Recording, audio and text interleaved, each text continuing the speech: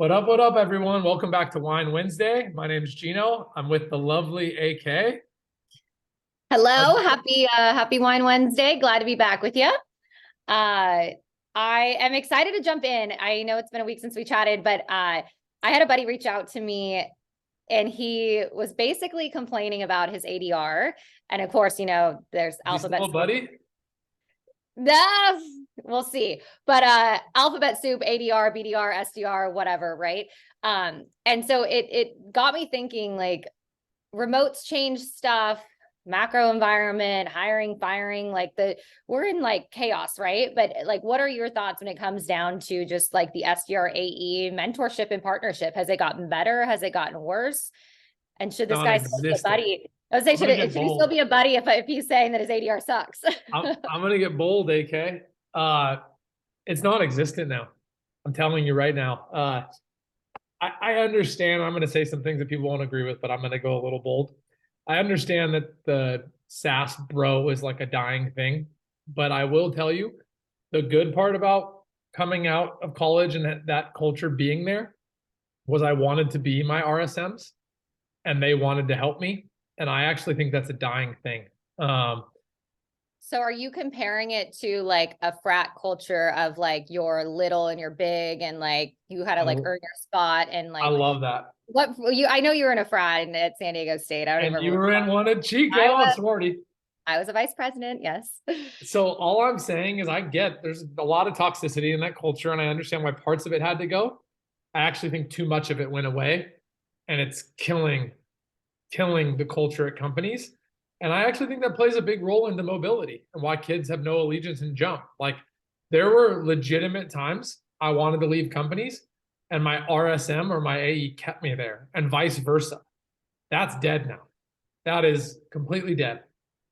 That's really interesting. I mean, I think as a leader and like for myself, I'm super bullish on SDR career growth. Like obviously started as one myself. So like even coming to Rippling, one of the first things I implemented was career growth. And it's super important, like on both sides, performance management for like good and bad.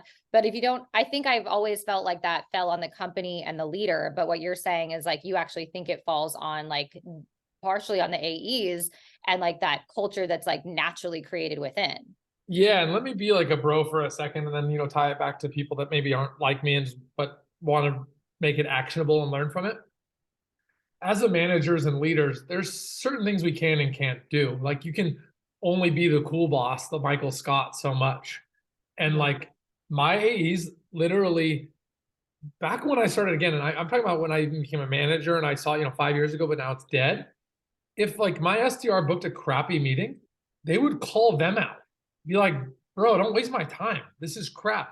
And you would learn from it and be healthy. And now it's like tattletelling to managers and like filling it out in the CRM instead of a coaching moment. Like, bro, what on earth made you think that was worth my time? And I promise I'll stop saying bro now.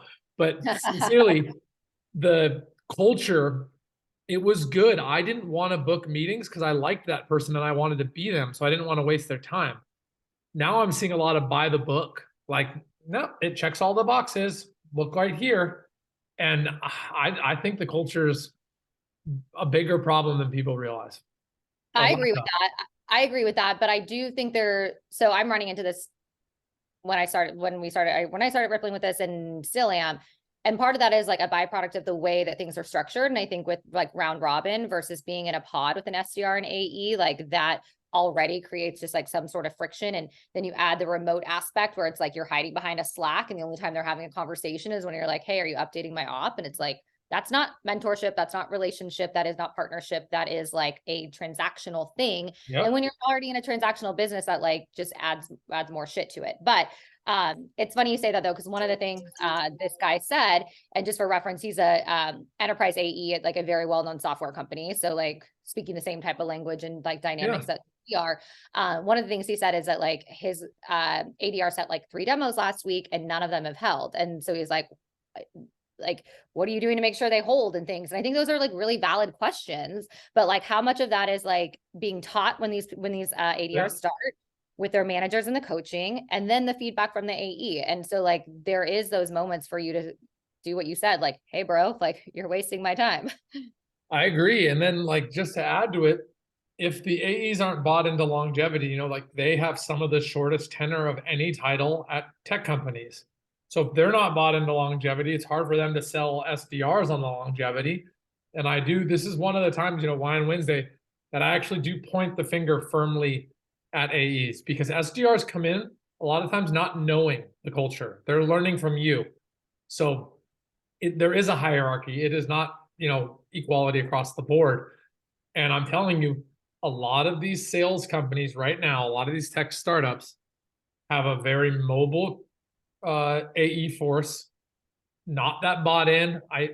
I didn't know when I was in SDR how little my RSMs worked, and SDRs nowadays know a lot more about the hours their AEs work and stuff. And I don't know if it was a culture thing, a hiding thing. I don't know if Slack exposed it, but culturally, I'm telling you, there's a big problem here. And I'm talking like $1 billion problem. You mean like AEs are not working the hours that they should be working, and they don't have to because they're no longer sitting next to their boss who doesn't see them come in at what time they get there and what time they leave.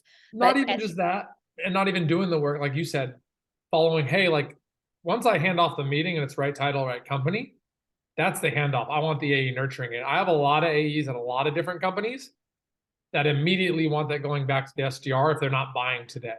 So they think their job is, I joke, they use the term waiters or order taking or bartenders.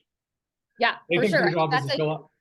well, I think that's, I mean, definitely for sure a problem. I think what creates that problem, what like is different in the dynamics though, is like SDRs are typically held to daily KPIs, and AEs are not. They're held to like monthly or quarterly quotas with like a forecasting and pipeline that's like leading up to that. And when something pushes out, it pushes out because of take away talent and whatever, like the environment that we're in, like it's happening left and right. But like SDRs don't get that excuse. Like just because we're in the environment that we're in, like you're still expected to make your calls and your emails and have the same open and reply rates and all the things that are more predictable to allow you to get to your number. And I think like that there is a big disconnect there from an accountability aspect. Agreed. And you know, every time we whine, we also like to provide solutions. So I'll lead off and then I'll hand you the mic to close this out. But I think there has to be some sort of cultural KPI, some sort of leadership KPI. These AEs need to start going out of their way. I'm saying out of their way, over the top, not minimum, to invest time, likability, whatever, into their SDRs. If the two of you are disconnected and the two have no buy-in or don't care about each other's success, you're like one step in the wrong direction, and it's a big step.